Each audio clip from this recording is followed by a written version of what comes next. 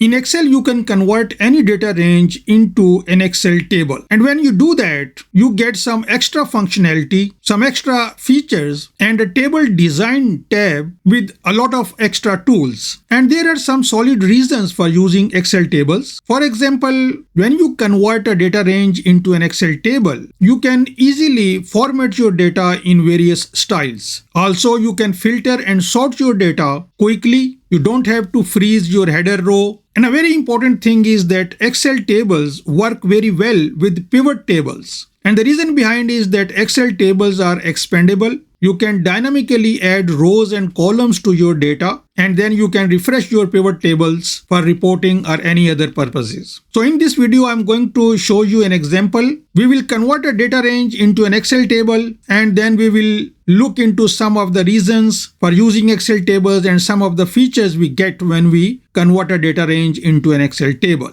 And you can remove Excel table formatting anytime and go back to your original data range. And I will show you how to do that properly. So without further ado, let's get started.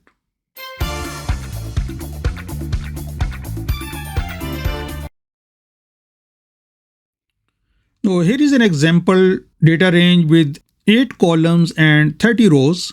To convert this data range into an Excel table, first I need to select this. So I place the cursor in cell A1, then Control Shift down arrow and Control Shift right arrow. We'll select this data range and nothing else.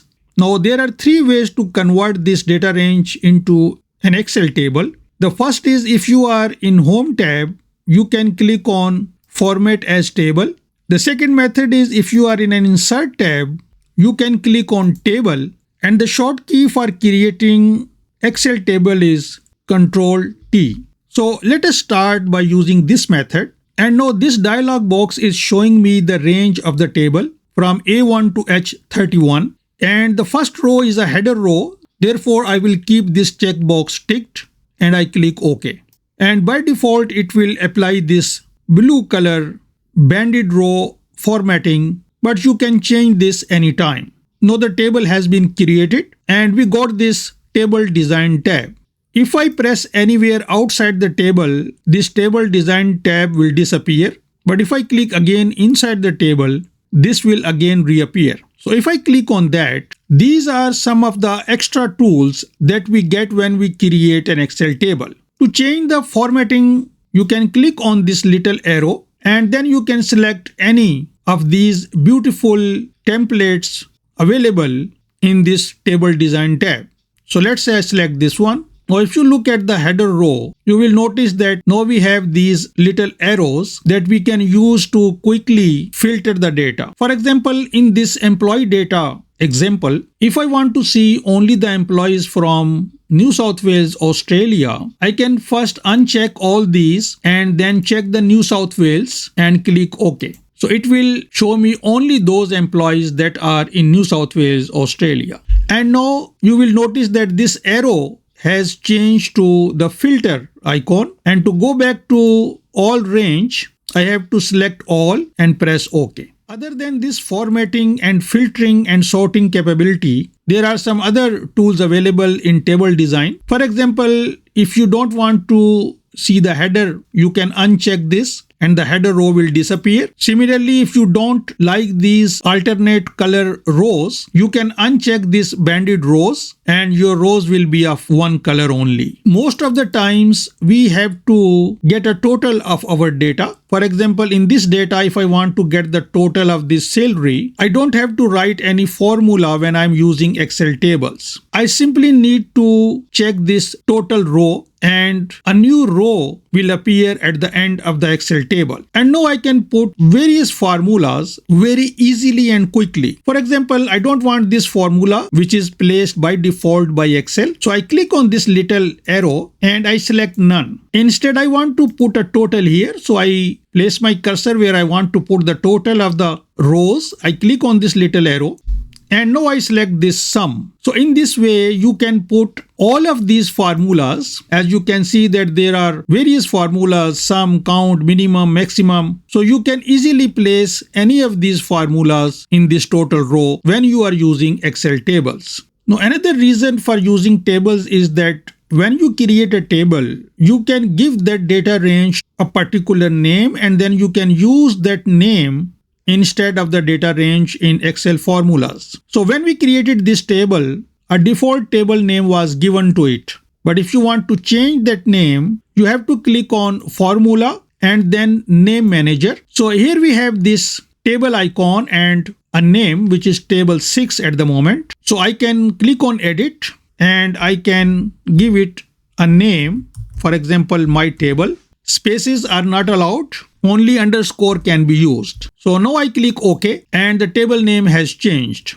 And this table name can be used to connect tables if you are using more than one tables. So this is another very important reason for using tables, that you can connect tables. Also, you can use this name in your pivot tables, which I am going to show you in a minute. But before that, let's see another important feature of Excel tables, which is that these are expandable.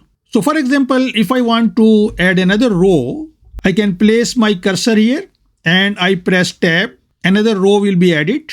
Now similarly, I can also add a column. For example, let's assume that I want to extract the year from this date into another column. So I start typing is equal to year and then I select this first cell of the date column, and you will notice that the reference is a little bit different than the normal A1 style reference where we get the cell number. Instead, we are getting at and then column name. This is called structured referencing. Some people like this, some don't.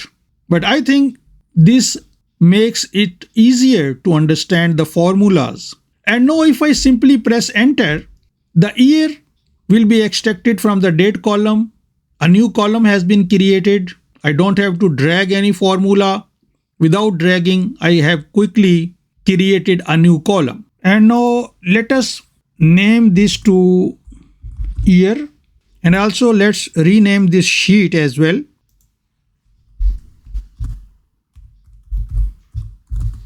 And now let me bring back the table design tab, and if I click on that, there is one very important feature of Excel table is that you can summarize Excel table in the form of a pivot table. To do that, we have this tool here, Summarize with Pivot Table. I click on that and now it has already chosen the name of the table. So I click OK and I want this pivot table to be in a new sheet. So I keep this checked and click OK. And now a pivot table has been created. So let us assume that I want to see the employees who joined in a particular year. So I select this year into this rows area and the name. And now my pivot table is showing me who has joined the company in a particular year. I can minimize this, and by clicking on this little arrow, I can uncheck and I can select a particular year. For example, this 2000, and click OK. And now I can see only those employees who have joined in 2000.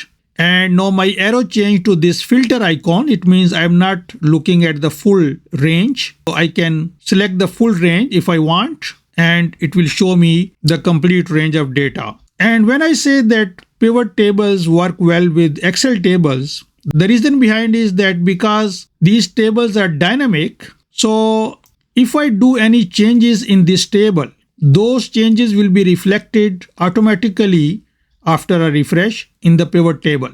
So let me show you how.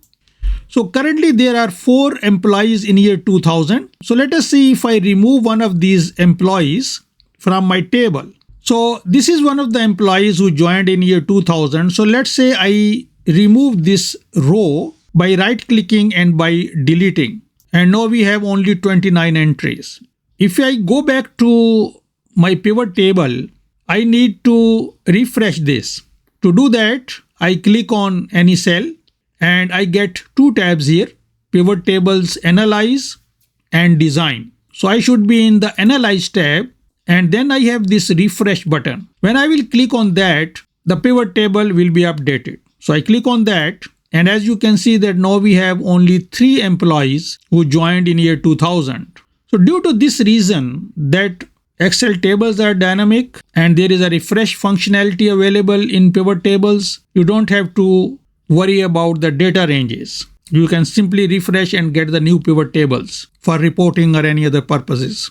Now let's undo this. So I have undone the change. Now another important feature we get with Excel tables is that we don't have to freeze our header. If I scroll down, now as you can see that my header automatically moves to this area at the top. Now let's see what is the proper way of removing table formatting and going back to the data range. To do that, first we select the table, Control Shift down arrow and Control Shift right arrow.